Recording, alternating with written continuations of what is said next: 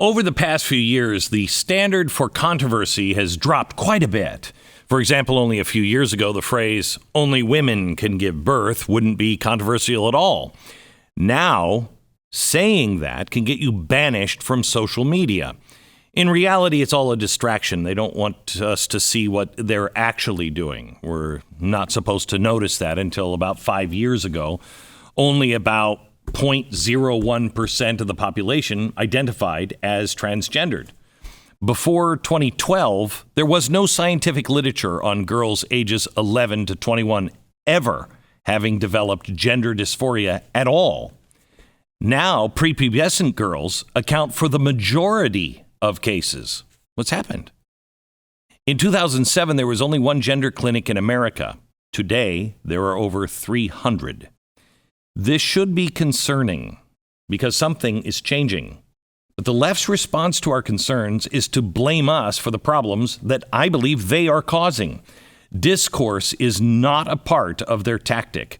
They'll hurl some insults, call you a transphobe, and then they're backed up by the mob, a mob that includes Twitter, the mainstream media, Hollywood, Silicon Valley, and now the federal government, right up to the office of the President of the United States.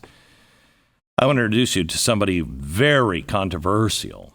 She's an investigative journalist for the Wall Street Journal, and she has focused on the transgender craze in her book, Irreversible Damage, the Transgender Craze, Seducing Our Daughters. In a move that surprised everyone, The Economist awarded it Book of the Year. I can't recommend it highly enough. Irreversible Damage. Every parent, every grandparent, especially if you have daughters or granddaughters, you have to read this book because something is changing in the world. And its author, because she's speaking the truth, the facts, she has become one of the most controversial media figures of our time. Target stopped selling it on its online stores. They've done that 2 times. This story just broke today. Bookseller group apologizes to LGBTQIA+. Apologies are not enough. We've begun addressing this today and are committed in engaging in a critical dialogue needed to inform concrete steps to address the harm we have caused. Why? Because they were selling a book? Her episode on the Joe Rogan Experience was one of the episodes that Spotify employees demanded to have removed from the platform. When she was on Jordan Peterson's podcast, Peterson, who's been on this show before, he has been completely surrounded by controversy for the last 4 years. He said he was afraid that she was too controversial for him to associate with. He said he had, quote, trepidation about even conducting the interview. Wow. Well, that's exactly the kind of discussion that I think we all need to have. Look, if you're offended by something, get over it. Listen to people who have a different point of view and find out where we can connect or where we're wrong. What you're about to hear is the kind of conversation I had in mind when I created the Glenn Beck podcast. So today, please welcome Abigail Shrier. If you have tried purchasing a firearm or ammunition in the last year, you know there's been an overwhelming demand from responsible citizens ensuring that they are protecting their Second Amendment rights. Well, they're not just purchasing firearms and ammunition. The demand for ballistic body armor has also never been higher. And like owning a firearm, owning ballistic body armor is the next step to ensure your Second Amendment rights yourself. Make sure your family is protected. I don't know if you've heard, I've been talking about AR-500 armor, but if you haven't heard about it, let me introduce you. This is one of the keys to protecting yourself and your family. Body armor is also covered under your Second Amendment rights. It's a way to protect yourself, and the folks over at AR-500 Armor make buying body armor easy, approachable, and affordable. In fact, with AR500armor.com, you can buy it online, have it shipped right to your house. AR500 Armor. They have multiple packages built for people just like you who are looking for various levels of protection. They make the shopping process simple and approachable, and their team is willing to answer any questions that you might have. And best of all, they put together some packages specifically for this audience. So there's something for everybody at AR500armor.com. best time to prepare was yesterday. The second best is right now. AR500armor.com/Beck.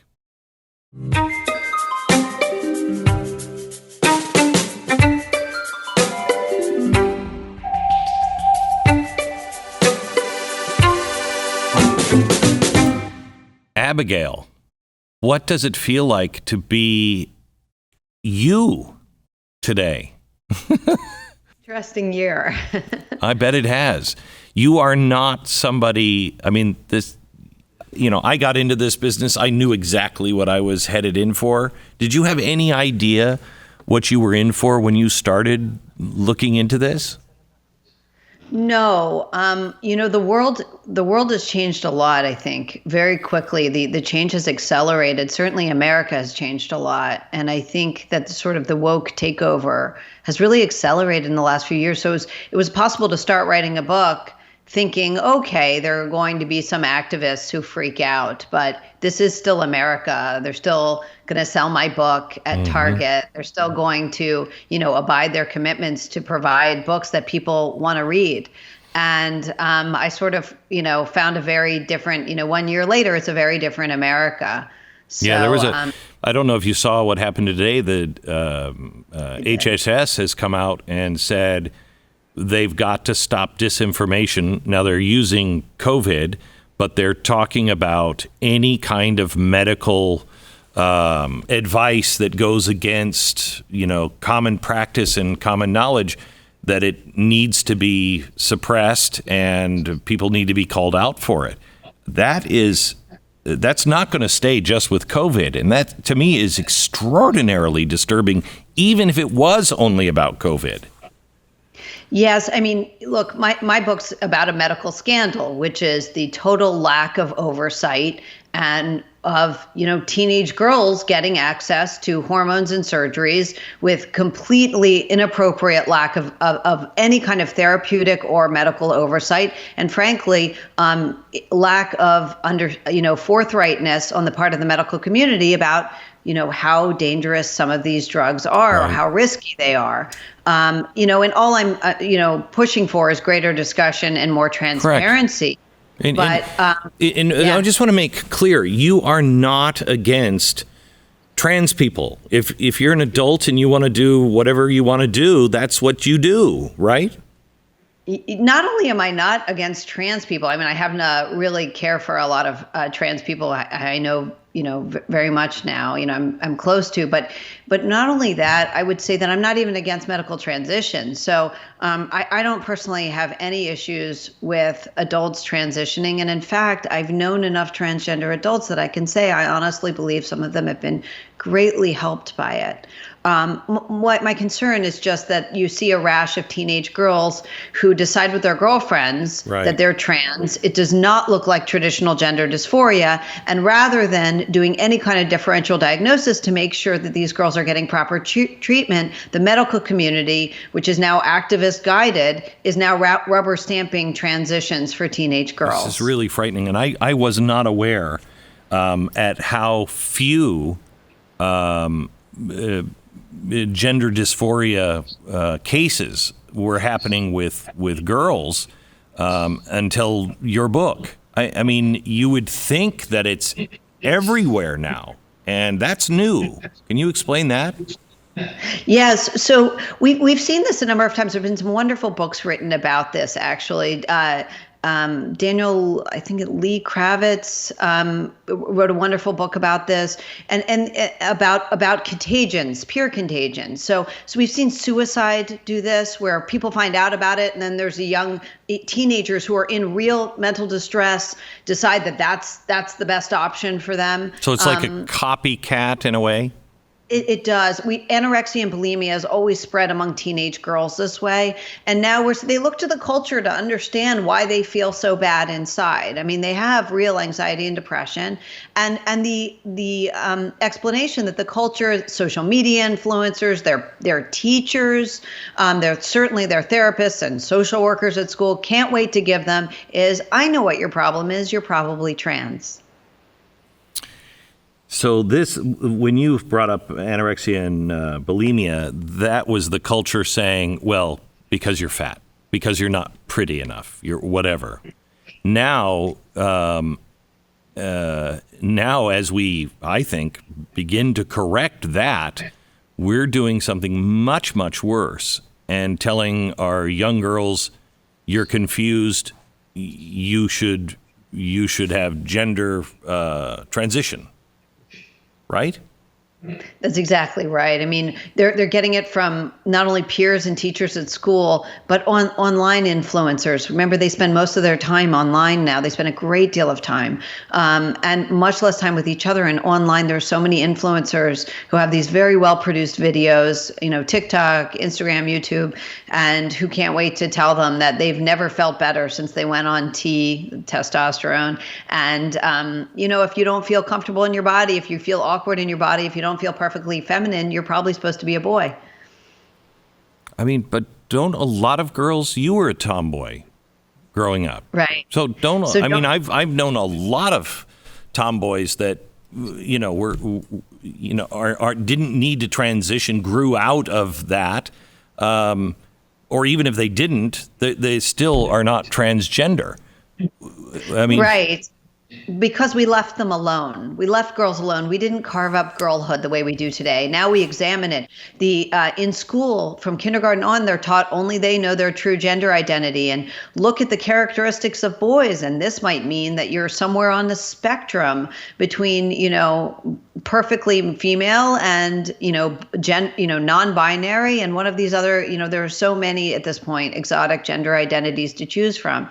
And so girls are really being coached all over. And then the moment they identify, girls who are in pain, who are awkward, who are struggling to fit in, are celebrated. So it's a situation where, That's all right. A situation where, it's like they think this might be the explanation, and then the moment they commit to it, they get more love than they've ever gotten from their peers. And is it happening at the same rate with boys? It isn't. I mean, well, two things. One, one of the reasons we know that this is a social contagion, and it really does look like a social contagion, is because girls have never historically experienced this gender dysphoria in any significant numbers. And especially when people did experience it, they always had a childhood history. These are girls with no childhood history, and it's suddenly occurring to them in friend groups in adolescence. So okay, wait. What do you mean a history? Go ahead. Gender dysphoria typically began in early childhood, ages 2 to 4. It began with little children, little kids saying, "No, mommy, I'm not a boy, I'm a girl." It was always overwhelmingly male. Most boys would outgrow this. Many would become gay adults, and some percentage of them would go on to become what we used to call transsexuals. Mm-hmm. And it did afflict women, but a vanishingly small number, 0.003%. So you're talking about 1 in 30,000 women, very, very small numbers. Today, teenage girls who have no childhood history are the leading demographic of those claiming to have gender dysphoria. This is out of nowhere. It's across the West. There's been an explosion. The UK Gender Clinic says it's never seen anything like this.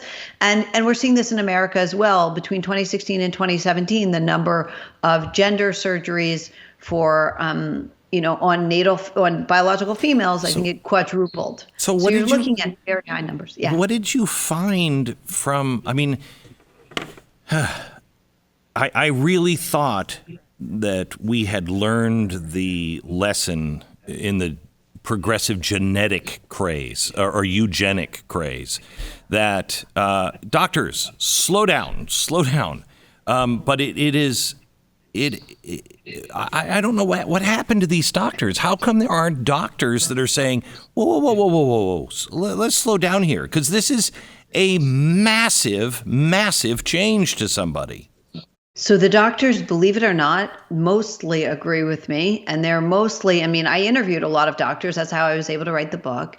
And mostly think this is way too fast with too little oversight and too risky an intervention without, So where are they? Protocols. The problem is the activists got into the accrediting organizations and made affirmative care, meaning agreeing with the patient's self-diagnosis. That became the medical standard. So their job is now to agree with the patient.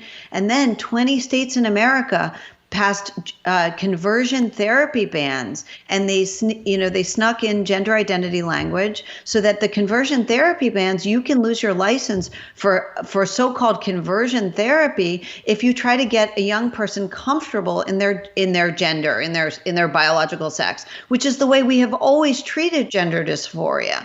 Now the best practitioners are very afraid that if they speak up, they'll lose their licenses.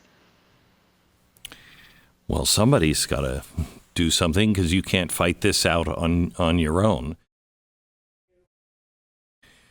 So I don't know about you, but there are times, well, all the time, that I'm a little grumbly in my tumbly, as Winnie the Pooh used to say. And if you're trying to lose weight or stay healthy, not eat a bunch of crap, it's hard, especially if, I was raised in a bakery. I live on crap. Built bars are so delicious that you have to actually remind yourself that they're healthy for you. It's all flavor without any of the guilt. They have the grasshopper cookie or any of the other regular flavors now at Built.com. Built Bar is the official protein bar of the U.S. Olympic track and field team. And if that doesn't say an amazing protein bar, I don't know what does. Go to Built.com. Use the promo code Beck15 and save 15% off your first order. They are really, really delicious. And when you need something to grab and go, you can get protein bars that, taste a little like a doormat. Or you can get one of the great tasting bars made with real chocolate, 120 calories, 4 grams of net carbs, lots of protein, all the good stuff that you need, and real chocolate. Use the promo code Beck15 for 15% off now at Built.com. So these clinics are popping up. We have 300 clinics now in America. So are these doctors that are at these clinics, are these ones who are all on board and they believe it? No. First of all, at these clinics, very often they never see a doctor. Teenage girls will go in. They leave that day with a course of testosterone without even a therapist note. No psychological, nothing. No. And in fact, it depends. The age of medical consent varies by state. 15-year-olds in Oregon can not only get testosterone, they could have their breasts removed without parental permission. Gosh. Oh my so gosh.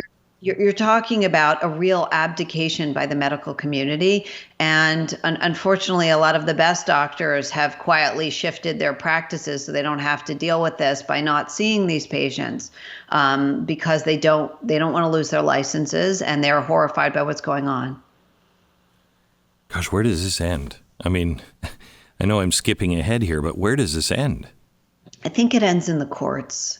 But, I hope, there was a real awakening in the UK because a young woman sued Kira Bell, sued the gender clinic in the UK and said, look, I was 15 years old when I started this. Nobody, questioned me that I had gender dysphoria. I had a lot of problems, and this isn't right. And now I'm, worried I'm sterile and I have no breasts. This is. And so the UK has very much awakened to this. They've stopped the gender treatments for minors, the earlier protocols they had for puberty blockers. They've arrested them in Sweden because of concerns that these were far riskier and far less helpful than they had earlier thought. For some reason, they had become convinced that this was the cure for suicide when there really wasn't good data to show that. So everywhere else seems to be waking up to this. The U.S., which is in the grips of woke madness, where you can never question anything the activists tell us, we're going to have a much longer haul. How are we perceived around the rest of the world in the medical community? Yeah, it's a good question because, I have to say that, journalists in the UK say to me all the time, what is going on over there? Because they cannot believe that you can't even, that the mainstream, won't even carry a review of my book. The mainstream newspaper, the legacy media in the U.S. In the UK, this is all mainstream. So I've been, I was a Book of the Year and by The Economist and the Times of London. They are actually willing to have open dialogue, and their doctors are really speaking out. And we do have a good group of doctors that has started to speak out, the Society for Evidence-Based Medicine, but it's really just getting going, and doctors are still very afraid in America to lose their jobs. I'm so afraid. I mean, what's his name? President Eisenhower talked about this very thing in his farewell address. He wasn't just talking about the military-industrial complex. He talked about the scientific and educational complex, that if you get money and politics involved, it's going to spiral out of control. And I mean, I don't even know how we got here on this. We've said for a long time, well, that's a slippery slope, and people, that's not a slippery. How did we get here? Yes, it's going to get a lot worse. So obviously there's been something of an institutional takeover. A lot of the institutions that were including the medical accrediting organizations that were supposed to protect patients. But we have a big problem in the U.S. and it's only getting worse. And the reason is a lot of good doctors have debunked the activists' research, which is really, really shoddy research. But right now in America, all the funding is for activists to do their research. So they're pumping out this research it takes, it's getting debunked, but it takes some time. Meanwhile, they are trying to make the case, even in some medical journals, that parents' custody should be taken away. Parents should lose their kids if they don't immediately affirm a young teen who says they're transgender. If they don't immediately put them on a track to transitions and surgery, hormones and surgeries. This is the stuff that's appearing in our medical journals. It is a nonstop trans activism celebration zone. So we're in for a really rough road, a continued rough road ahead, I think, in this country. You wrote a story for the City Journal about a Pakistani immigrant named Ahmed. Can you tell that story? Sure. So I was called, this was a parent who reached out to me in October of last year, 2020. And he said that he had dropped his suicidal child off it was a son, off at Children's Hospital in Seattle. And he was a teenager. And he couldn't be there with his son because his son was, because it was during COVID. Mm-hmm. But the doctors, he started getting notes from the hospital. He checked his son in, and the boy was autistic. He had a lot of problems, had gotten very depressed during COVID. And he started getting notes from the hospital, we'd like to talk to you about your daughter. And in the state of Washington, where he called me for the age at which mental health, gender-affirming mental health therapy, which can include, encouraging progress to hormones and surgeries, that can begin at 13.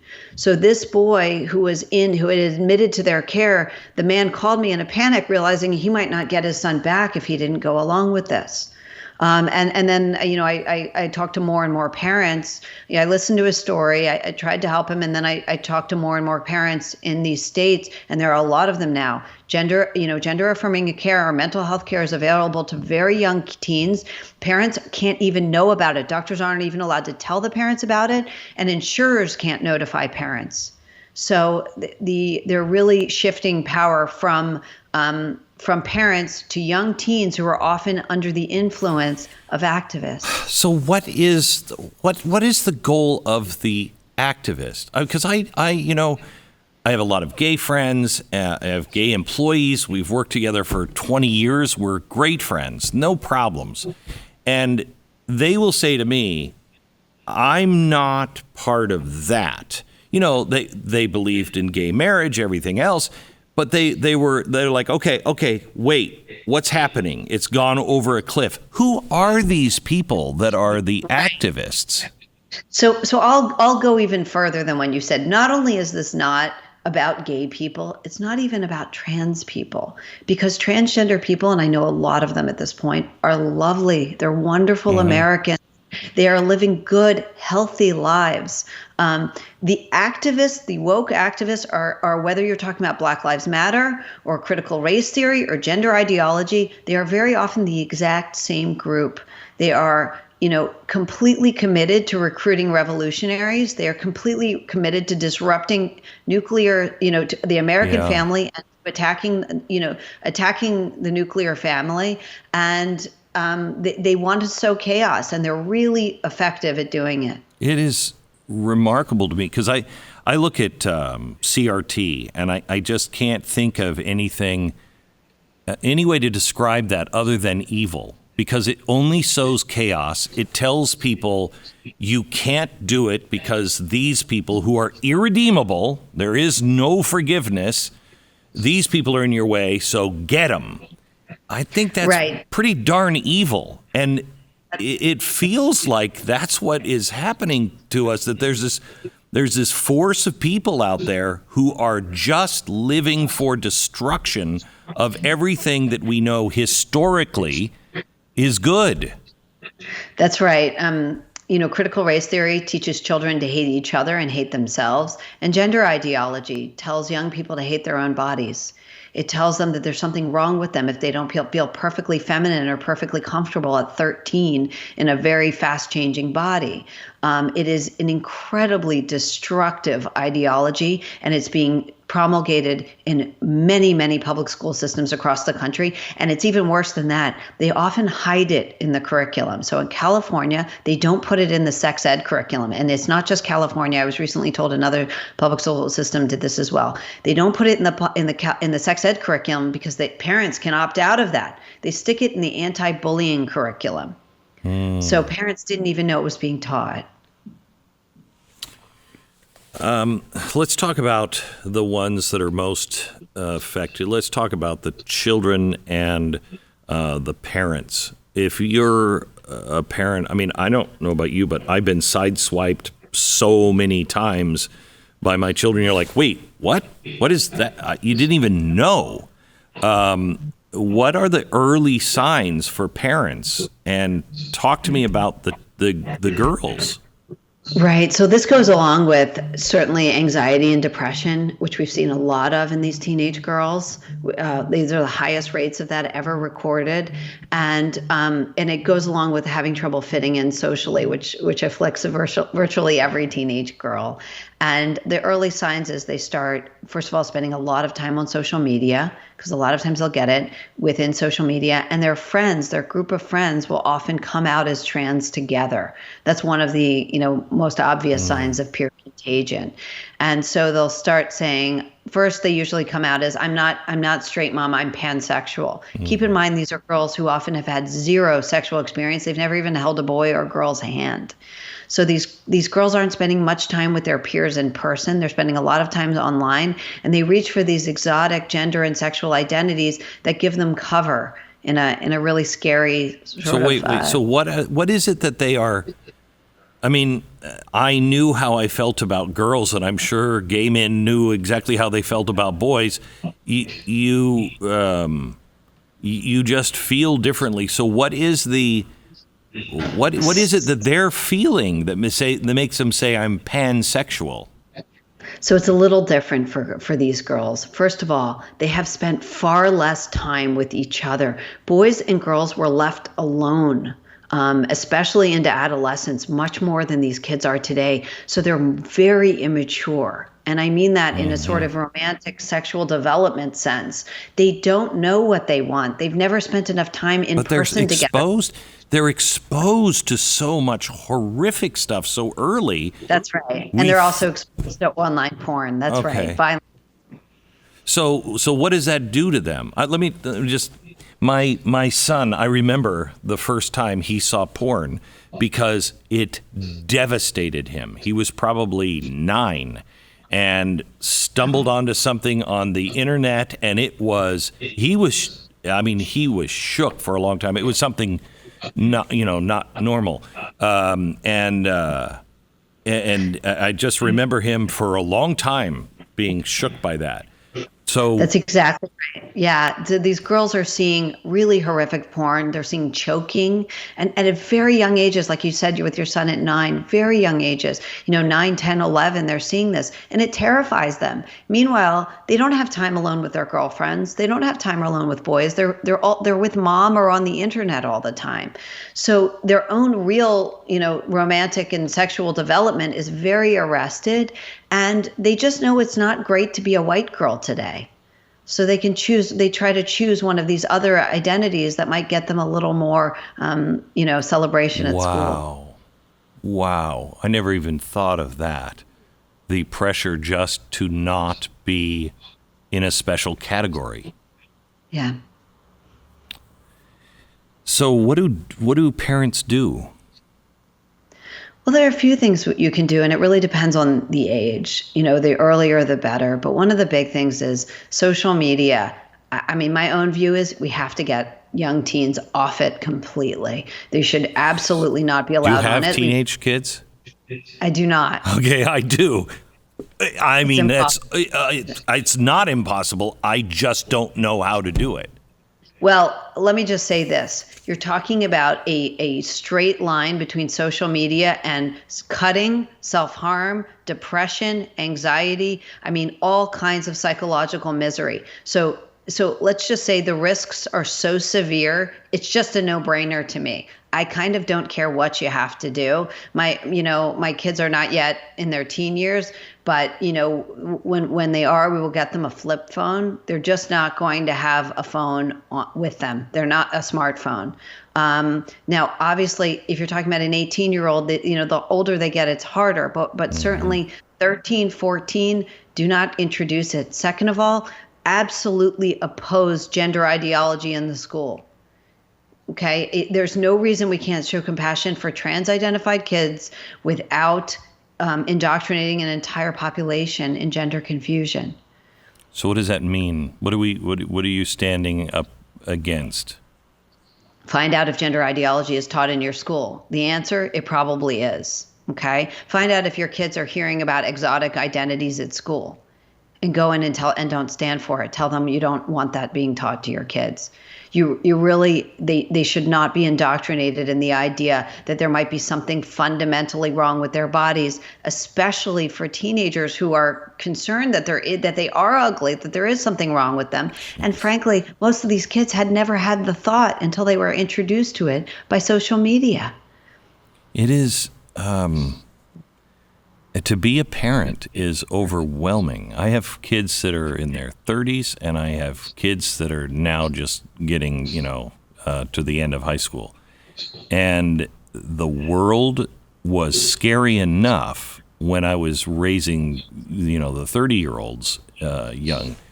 Now, it's everything. It is everything that is coming at the kids. There is no... people say all the time, I grew up and I knew about that and I'm fine. Well, yeah, because the water you were floating in was generally good. And then there'd be a piece of garbage or sewage that would come by every once in a while. We're now floating in sewage. And if you're lucky, something good will pass by. That's right. That's exactly right. And parents need to know about that. I mean, the teachers I interviewed in the public school system in California for my book told me that parent rights end at the school door. When you drop your kids off, I'm sorry. Basically, your rights are over, and that is the attitude of, unfortunately, a lot of social worker activists and a lot of teachers and therapists. Their attitude is, I know, I may only see you for 45 minutes, one 45-minute session, but you and I know that you're really this new identity, and let me affirm you and further confuse you. How fast do you think it's coming to where we could lose our kids to the state where you don't behave right? You've lost your kids. That's already happening. I mean, as I wrote in the City Journal piece, parents' custody is being threatened, and social workers and therapists and doctors are literally going along with this idea that if you don't affirm your kid, you are committing an act of abuse and you are now an abusive parent, and the child should be taken from you. We're seeing this being reported, and I happen to know certain ongoing cases where parents can't yet come forward, but this is very much the issue. There doesn't seem to be any safe place to run. In America, for people who still, I think, have common sense, there doesn't seem to be a safe place where you can go and go, oh, whew, thank goodness. There is no place. So here's what I'll say. There's no safe place, but there is safe people. If we can realize that this is not a red-blue issue, okay? This is not, it's those crazy blue states. This is everywhere. Yeah. And if we can come together, I truly believe this, if we can come together with Americans of all political stripes, parents, and there are across, most of the parents who reach out to me who are horrified are liberal. Conservatives and liberals really need to come together on this and oppose the woke indoctrination of their children and the corruption of their kids with gender ideology. So how do we do it? Because I know conservatives, and I don't care what anybody calls me, and I think there's a lot of people in the audience that feel the same way. Oh, you've called me everything under the sun already. How much worse could it get? But there's a lot of people that we know the minute we say something like you're transphobic, you're, a Puritan, whatever it is. So how do we approach this? How do we bridge the gap with people that we don't necessarily always agree with? Well, my advice is to just speak clearly and, without being, offensive on purpose.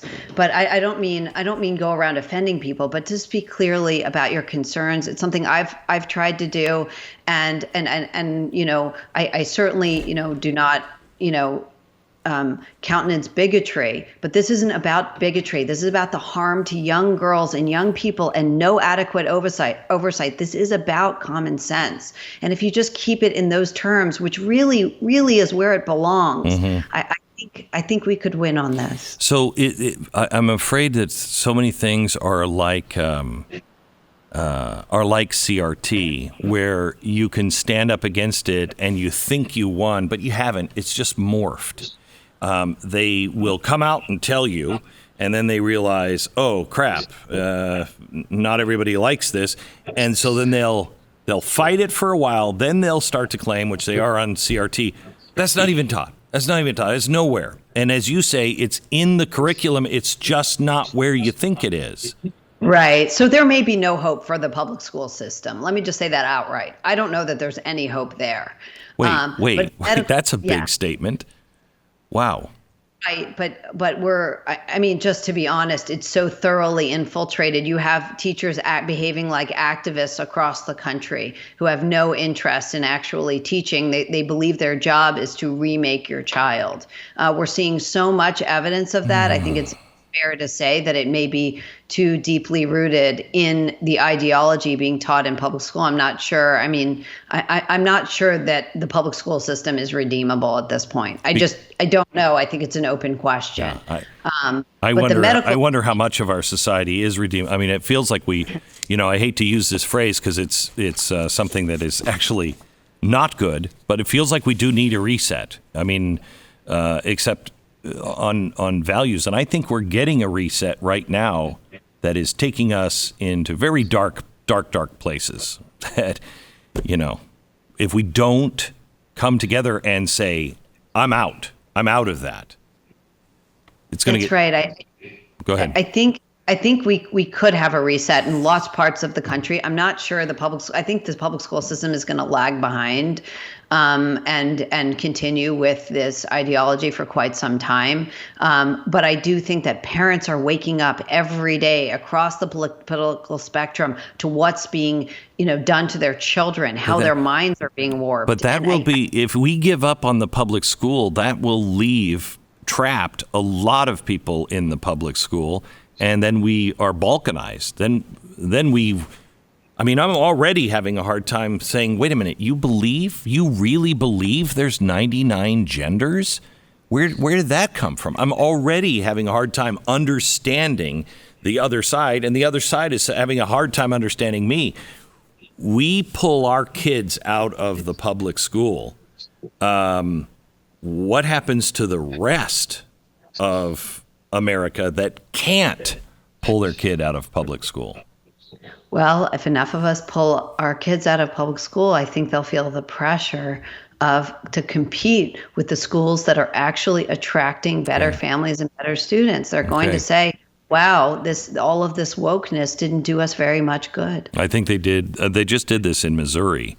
And I just had to laugh at the teachers union. They said, they don't care about your kids at all. They just want to make money, these private institutions where there's no accountability. And I'm like, where's the accountability in a public school right now? Where is the public accountability?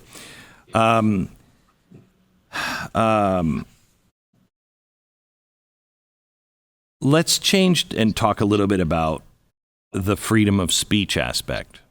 Sure. I just did a show last night about COVID, and I talked about the different theories on lab or if it was natural, and we don't have an answer yet.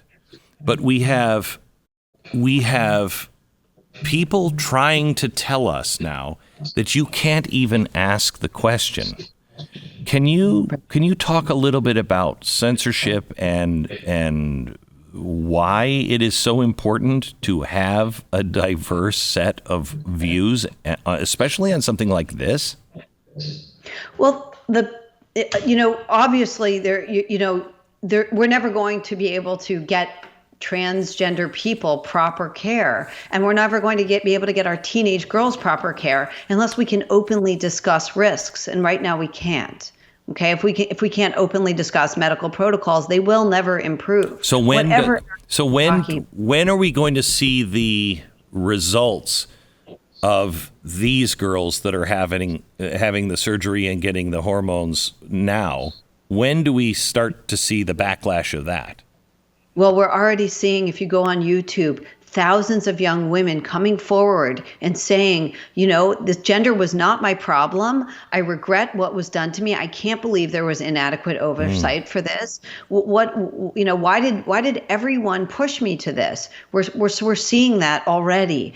I would just say that, people have this misguided idea that the threats to free speech can only come from the government. And I think we thought that for a long time because we couldn't imagine corporations that were vastly more powerful than the government. But that's what we have now. Yeah, I think the corporations, I've always hated those. They're like, I work for the corporation, and you're watching the movie and you're like, oh, geez, and the government's turned into a corporation. I've always hated that. But it's right. It's what has happened to us. I mean, it's crazy because liberals were the ones who kept saying that. They put it in all the movies and everything else. They kept saying that. And now they're the ones standing behind the corporations, and the people that are on my side of the aisle who have always been for the freedom of, the entrepreneur and the business. We're now going, wait, it's turned into exactly the dystopian future you warned us about. How come you can't see that? To be honest, though, I think a lot of conservatives are afraid to go after these big tech corporations. Frankly, they say, maybe Amazon or any of these huge multinationals is entitled to carry whatever it wants, and we can never have anything to say to it. If Twitter wants to kick off the president, maybe Twitter's entitled to do that. I believe in free markets. What they don't. I think what they fail to grasp is that when you have, booksellers that control the vast majority of books in this country, and in fact, it has a profound impact on whether books will ever get published. They're no longer just a local bookshop, and they no longer should be able to just delete a book. So what's going to happen with you now? Where are you headed? What is in store for you? Well, I'm hoping to return to write another book about this generation, because I'm in Gen Z. Those born 1995 and after are very, they're in a lot of pain, they're in a lot of distress, and they're really interesting to me. So my plan is to write another book about them. I will tell you, I think this is the greatest experiment, on humans that has ever been conducted. We are introducing them to technology that none of us have any idea what the long-term effects are going to be. We're getting an idea now. With COVID, we're just putting our kids away. We're seeing the suicide rates and the drug use go through the roof. I can't imagine growing up in today's society how that would affect me 25 years down the road. Yeah, if we don't really start taking some serious action, I think these kids are in bad shape. They're in big trouble, and some of that action does have to be parents putting limits on things like smartphones. I think you're right. I mean, about the algorithm that Google worked on a year ago, and I think Facebook just implemented it to where they are looking at your text, your tweets, everything else to see what you believe. And if you believe something that is not in line with the woke community, you're going to start getting propaganda. They're going to start filling your news feed. Yes, and that's the next thing I was going to say, which is that, frankly, we're all quite addicted to this stuff. I include myself in that. And a lot of this technology is turning out to be quite dangerous for us in a whole bunch of ways, including the division it's created among us. So we really are going to have to push back on, the way tech has been really pushing us around for far too long. Yeah. I don't know if you're religious at all, but I think of the Tower of Babel story a lot because it's not a tale of people going bad. It's a tale of the people at the very top going bad and making everybody the same, making them into bricks. You got to toe the line. You got to be exactly like that, and we can do anything if we look at all of the society and everybody's a brick. And God came down and confused their language. And I thought, the problem here is our language is ones and zeros, and it would be helpful if it was confused, and I've never, ever felt that way about technology, but it is starting to be a little overwhelming, in its size and scope and power. I think at the very least that there are many things that the government should push back on, but one of them is if these carriers are carrying private messages between people, they have begun to, as you just said, edit and censor our private messages. They really, if they are acting like the phone company, they shouldn't be listening to our calls. Exactly right. Abigail, thank you so much. We'll keep you in our prayers, and thank you for having the brains to navigate through and the cojones to actually continue standing and saying, I'm going to keep going. Good for you. Thank you so much. God bless. Thank you. You bet. Thanks.